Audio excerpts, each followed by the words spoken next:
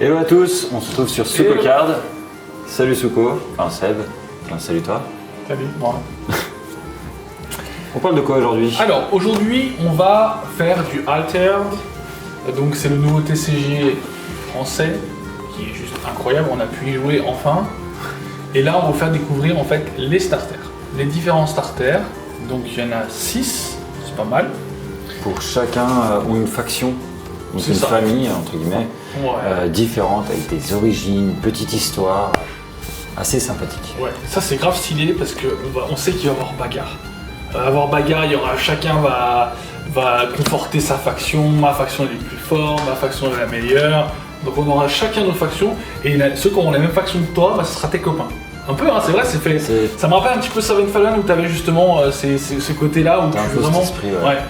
Donc ça c'est cool déjà dans un premier temps. Et chaque faction a son propre Archétype, style, voilà, style. archétype et style de jeu. Ouais. Donc il y a des styles qu'on va retrouver comme dans tout TCG, c'est-à-dire contrôle, rush, tout Deck aggro, enfin, voilà, deck, les decks etc. classiques quoi. Ouais. Donc on va commencer avec, si tu veux bien, avec Muna. Avec Muna. Muna ou Muna comme vous le dites, je sais pas. Donc la faction Muna, donc je vous ai préparé un petit explicatif. Vas-y. Donc c'est les gardiens de l'équilibre et de l'harmonie, les membres de la faction Muna protègent la nature et cherchent à maintenir l'équilibre entre les forces de l'altération, leur sagesse et leur connexion. En gros, c'est des gros cochons quoi. En Voilà. fait, c'est les personnages de la forêt. Du coup, c'est la nature. Ça ressemble pour moi à Magic. Enfin, c'est pas pour moi. Je pense que c'est inspiré aussi de Magic avec le côté forêt où tu boostes tes personnages pour qu'ils deviennent plus forts. On est vraiment sur un côté plus 1, plus 1, plus 2, plus 2, plus 3. Donc en gros, tu vas faire des gros cochons quoi. C'est Voilà. ça. Bah, dans beaucoup de TCG, Magic bien sûr était le pionnier, mais dans beaucoup de TCG, je trouve, on retrouve ce style. De toute façon, Oui, ça reste reprend un TCG, tous ouais. les TCG, hein. Mais pour l'avoir testé celui-là, j'aime beaucoup. C'est assez sympathique. Donc ça c'est vraiment donc Muna, donc on a le compagnon et le héros, donc c'est Teija et Naora. Voilà. Donc c'est assez stylé à jouer. Enfin, après pour ceux qui aiment, il faut aimer vraiment le style. Donc voilà, Vous transformez des petites bêtes en gros cochons. c'est ça. Ce qui est bien c'est que surtout tu peux la plupart des personnages s'ancrent. Et du coup ils restent tout le temps, ils se boostent tout le temps et voilà, c'est un enfer. Moi c'est pas mon préféré loin de là. Mais voilà, il est très sympathique. Ouais, je reconnais. Moi, ça, sur ceux que j'ai testés, c'est mon préféré pour l'instant. Ok, Et on pourtant, va passer je pensais pas que j'allais l'aimer. On va passer sur Lyra. Alors, est-ce que je vous le dirai celui-là? Alors justement, avant de le lire, celui-ci, j'ai lu le leader, enfin le héros pardon, et ça me donne pas envie. Ça se trouve c'est très fort, c'est très bien, c'est très cool à jouer, mais j'ai vu des dés déjà ça m'a... Pour moi c'est un côté un peu trop luck, etc. Parce que j'ai pas joué sûrement, parce qu'à mon avis il y a une vraie strat, etc. autour. Ouais. Mais du coup moi ça m'a pas attiré personnellement. Bah, sur celui-ci, moi, ça m'a un peu refroidi, un peu comme toi au départ. Je pense que je vais quand même le tester. Il faut hein. Parce que en fait, t'as toute une mécanique dans le jeu de facteur chance. Donc, comme tu disais avec les dés. Mais pour vraiment compléter cette mécanique, tu as plein de sorts, de cartes et d'effets qui font que tu peux contrôler ta chance. Ouais. C'est limite, alors je sais plus à quel jeu de société c'était. Si tu faisais un 5 ou un 6, tu avais gagné. Par contre, si tu avais une carte qui disait si vous avez fait 3, ça devient un 5 ou un 6. Ça va être plus ou moins le même principe si tu veux. Moi j'ai pas de chance au jeu, tu vois, hier typiquement on a fait un jeu de société, pendant 6 tours j'ai pas joué. Alors que 6 tours pas joué, c'est quasiment la totalité de ce qu'ils ont fait les autres. Oui. Et c'est pour ça que je jouerai jamais ce deck là, parce que le facteur chance n'existe pas chez moi. Donc déjà ça m'a fait peur. Après c'est peut-être un personnage cool, en tout cas le personnage en lui-même est très cool, très stylé. Donc on a en héros Nevenka et Blotch en compagnon. Donc c'est très très sympa. Très très sympa. Donc c'est la faction Lyra, c'est... J'adore les deux personnages. Enfin, Ouais, mais de toute façon, tous les artworks sont... oui, c'est très magnifiques. coloré, etc. Donc c'est cool. Donc c'est les artistes nomades, voilà, on retrouve tout de suite le côté un peu artistique. Hein. Donc les artistes nomades de la fonction Lyra valorisent la liberté. Ils se déplacent constamment en créant de l'art et explorant le monde. Leur philosophie est centrée sur l'exploration personnelle et créative. Ok, vraiment artistique, c'est pour ça que c'est fun à jouer, artiste, c'est libéré, délivré. Quoi? Axiom, un de mes préférés déjà. Oui. Axiom, c'est le premier deck que j'ai testé. Et j'ai tout de suite adhéré. Parce que en fait, tu joues des tokens, tu les joues tous les tours, chaque fois que tu joues en permanent, tu joues un token qui se booste, etc. Donc c'est vraiment assez sympa. J'ai bien aimé l'archétype en tout cas. Donc là, on retrouve Syrah et Haute-Balle. Allô? Il n'y a pas de blague à faire là-dessus. Non, je crois pas. Donc Syrah. T'es obligé de la faire, vraiment. Mais t'attendais que ça se Non, voyait. justement. Ça se voyait dans ton petit regard, t'as fait Non. regarder tes quels. Tu Non. étais comme ça. Non, le but c'était vraiment que ce soit d'instinct. Là, tu vois, ils auraient pensé. Non, l'Ultra Instinct c'est dans Dragon Ball, là on parle d'Altered. Altered. Oui, mais c'était pour les Franglish. Du coup, revenons à nos Axiom. Exactement. Donc là, c'est la faction Axiom. Je crois que j'ai pas d'autres choses trop à dire. Hein. Moi, je peux on n'a rajouter pas un pris petit le peu. deck. Non, on n'a pas pris le deck là. On va remonter un peu après les cartes dans les decks. Axiom, les membres de la fonction Axiom sont des pionniers de la technologie altération. J'ai toujours du mal à le dire, ce mot. Bon, vous allez prendre l'habitude. Quoi. Non mais vas-y. C'est pas, ouais, non, mais après c'est pas faux. Pourquoi on fait lire un dyslexique sérieux? Eh ben, c'est pour l'intégration de tous. D'accord, très bien. Ils croient fermement que la technologie devrait être utilisée pour répandre les bienfaits de l'altération à tous. Leur philosophie tourne autour de l'innovation et du progrès, cherchant à transformer le monde grâce à leur connaissance. Ok, voilà, ça me correspond. Donc, Voilà. moi j'aime bien, comme tu disais, la fonctionnalité, non, comment le deck se joue. Archétype, ouais. Alors moi je l'ai pas joué, mais je l'ai vu jouer, toi, quand tu l'as joué, tu m'as légèrement roulé dessus. Et c'était plaisant à voir plaisant, ouais. comment il fonctionnait, parce que moi j'avais testé un autre deck que je ne connaissais pas du tout, qui était un peu plus dur à prendre en main à mon goût. Mais ouais. On continue? Allez, Bravo. bah merci, moi aussi je te félicite, du coup on va faire dessus. Donc la faction là c'est Bravos, je sais pas Bravos. comment on dit, Bravos sûrement ouais. Le héros et le compagnon c'est Kojo et Bouddha. Alors Bouddha c'est vraiment mon compagnon préféré, je le kiffe, il est trop bien. Ça se voit. C'est parce que je suis gros comme les Bouddhas, d'accord. Ouais, et tu souris tout le temps aussi. Merci, alors c'est cool, je suis un Bouddha. Non, je l'aime beaucoup, je le trouve cool. Alors, déjà en fait, à ton tour, à midi, donc si c'est toi qui joues en premier, tu mets un compagnon 2-2-2 Bouddha. C'est trop stylé. Ah ouais, non, mais par contre, comme deck, c'est très très fort. Bah, c'est vraiment. Tu pushes à ton tour, vraiment tu te pushes à ton tour, mais Ouais. c'est assez aggro, mais en même temps c'est plaisant à jouer. Alors, j'ai kiffé. Moi, celui-là, je voudrais vraiment le tester parce que ça représente beaucoup mon style de jeu habituel dans les TCG. Donc, je suis un joueur très aggro. Moi, dès que je peux mettre une claque à mon adversaire, enfin, une claque dans le jeu, hein, je vais pas frapper mon adversaire. On n'est pas sur Yu-Gi-Oh! Quoi? Oula, j'ai glissé, pardon, excusez-moi. Non, on parle de TCG. Ouais. Ah oui, ça. Donc, Du coup, on peut juste en transition aucune dire qu'est-ce qu'il fait avec un antiseptique. j'aurais souhaité finir ma phrase, mais bon, pas besoin. voilà. Là, pas on n'a pas Yu-Gi-Oh! Donc ça sert à rien. Ouais, bah, on parle de jeux de cartes, tu parles de manga, enfin, voilà, faut arrêter. Ok. Alors, les Bravos incarnent le courage et l'aventure. Ok.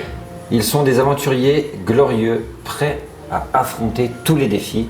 Leur esprit audacieux les pousse à explorer et à conquérir.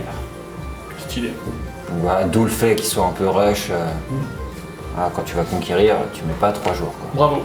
Merci. Non, c'est la faction. Ah, pardon. Ensuite, il reste les deux là. Et ben. C'est des decks que les amis ont beaucoup aimé, la famille a beaucoup aimé. C'est deux gros decks. Moi, je suis mitigé sur celui-ci. Celui-là, c'est pas pour toi, c'est trop intelligent. On va passer d'ailleurs à Izmir, du coup la faction Izmir avec Akesha et Taru. Le héros donc, et le compagnon. Je sais pas si je dis parfaitement les noms, je suis désolé si c'est pas le cas. C'est ton côté dyslexique qui ressort, t'inquiète. C'est ça. T'es pas rancunier toi là. Non. Donc du coup celui-là c'est vraiment le deck contrôle par excellence. D'ailleurs le héros il dit c'est toi qui commence, c'est pas moi. C'est Ça montre que, c'est vraiment très. en réponse à ça. T'as ça, mais. Tu l'as là ou pas? Ouais, j'ai la ref, mais c'est. Il parlait aussi un peu du Junklemate move. Extraordinaire. C'était un mouvement de politesse en fait. C'était Ouais. bah voilà, je vous laisse commencer. Ouais, voilà. Mais par contre, derrière, tu vas prendre cher. Exactement. Donc, deck contrôle, bon, il y a déjà 2 cartes. On a fait que les decks de démarrage, on a vraiment testé le jeu, toutes les factions, à part celui-là, du coup. Ouais. Pour découvrir le jeu, on a commencé à débuilder, on a trié toutes les cartes, etc. Et j'ai repéré 2 cartes qui me plaisent déjà. Première carte. Qui coûte 7. Non, même pas, non, c'est Ah, même c'est pas vrai.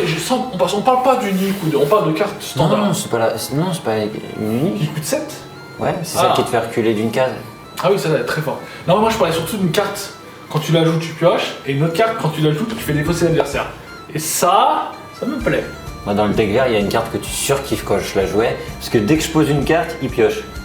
Là, ça c'est trop bien. Elle est bien cette carte, mais Franchement, je la déteste. pour moi, Piocher l'adversaire, c'est nul. le card d'advantage, c'est primordial dans le CCG, c'est pas nouveau. Et dans celui-là, encore plus, j'ai envie de dire, parce que début de ton tour, t'as 6 cartes en main, tu en mets déjà 3 en mana, bon après tu pioches 2 cartes par tour.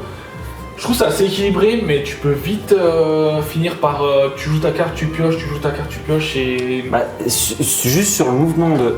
Tu poses la bonne carte qu'il faut poser, mais pas sur le bon côté du terrain, Ouais, tu ça peux va. perdre une partie. Hein. Ça va vite, ça va très vite. Donc voilà, si tu veux en dire plus sur cette Bah action, écoute, avec plaisir. Les mystiques de la fonction Ymzir. Izmir, Exactement. c'est lui. Explore les mystères magiques. Il plonge dans les arcanes et cherche à comprendre c'est pas fini. Les forces surnaturelles. Les quêtes de connaissances les guident vers des horizons inexplorés. Alors, Ordis, pas confondre avec ordinateur par exemple, c'est nul, ok.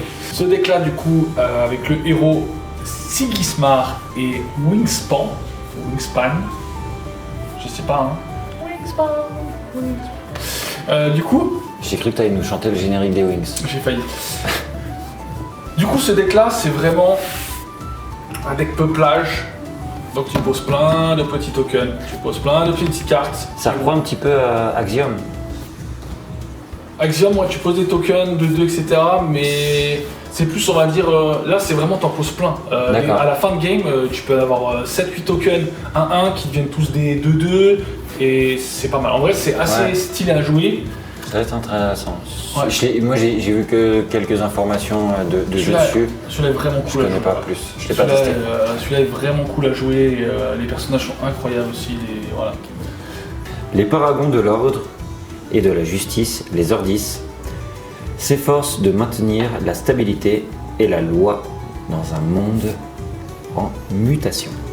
Leur philosophie repose sur la structure et la régulation. Pas mal. Pas mal. C'est un peu le cadre et l'ordre, en gros. C'est ça. Donc voilà, on a fini de présenter ces petits starters assez rapidement et succinctement. On voulait vous faire découvrir un petit peu cet univers donc de Altered. Je sais pas comment on dit, mais en tout cas c'est pas Altered. Tu dis Altered un peu si tu veux au pire. On peut vous montrer un petit peu les personnages du coup. Donc là on va montrer le premier héros, donc Kojo et Bouddha en compagnon. Donc c'est assez stylé, sympa. Donc lui il dit à midi si vous êtes le premier joueur, bah, tu crées un jeton compagnon 2 Bouddha dans votre expédition compagnon. Donc voilà, pas mal. Ensuite on peut retrouver donc Taija et Naora.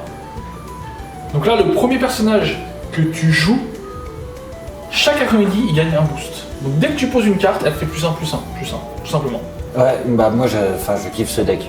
C'est stylé. Je pensais pas que j'allais autant le kiffer, mais je pense que ce sera la base de mon premier deck, tu vois. Ok. Après, il faut que je teste encore quelques starters, mais j'ai eu un gros coup de cœur sur ce deck. Donc pourquoi pas Et celui-là, bah, il donne. l'upgrade. Il donne mal au crâne hein. Quand tu vois, j'ai même pas envie de lire en fait, il y a déjà trop de texte.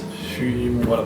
Nevenka et Blotch, par contre, les personnages, je kiffe, en vrai, je kiffe les 2 personnages. En plus, Donc là, c'est upgrade. cibler un personnage que vous contrôlez puis lancer un dé. Donc tu l'engages, tu cibles un personnage que tu contrôles, tu lances un dé. 6+, il gagne ancré. 2 et 5, il gagne un boost. Et 1, envoyez-le en réserve. En vrai, chaque effet déjà est bien, donc en vrai, ça passe. Mais c'est vrai que chaque tour, tu lances. En vrai, ça peut être cool à jouer. À tester vraiment, on n'a pas. C'est vraiment le dernier deck que j'ai pas testé, donc à voir.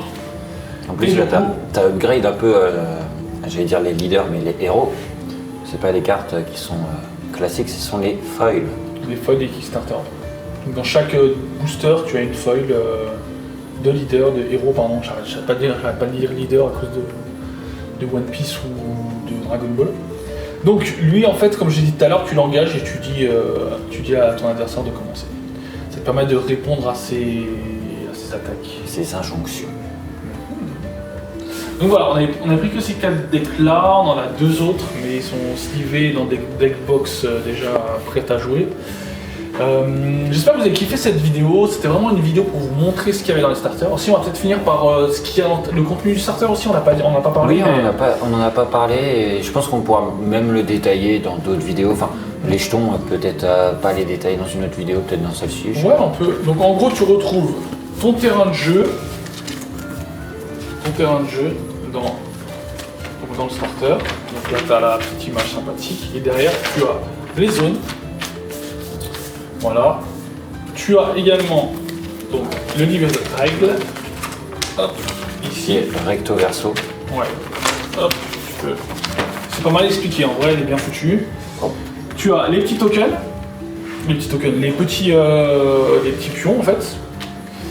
Et tu as ensuite ton deck avec les 40 cartes, dont le héros. Et tu as aussi une carte foiler, donc qui permet de foiler une de tes cartes communes, rares ou uniques. C'est tout pour cette petite vidéo. On a expliqué à peu près les différentes factions qu'il y avait, le style de jeu. On fait des bisous, on vous dit à très vite pour de nouvelles vidéos sur SukoCard. Et pensez à vous abonner. Voilà, des likes, tout ça. À s'abonner, Instagram, YouTube. Et puis nous on se retrouve très vite. Des bisous. Allez, ciao ciao.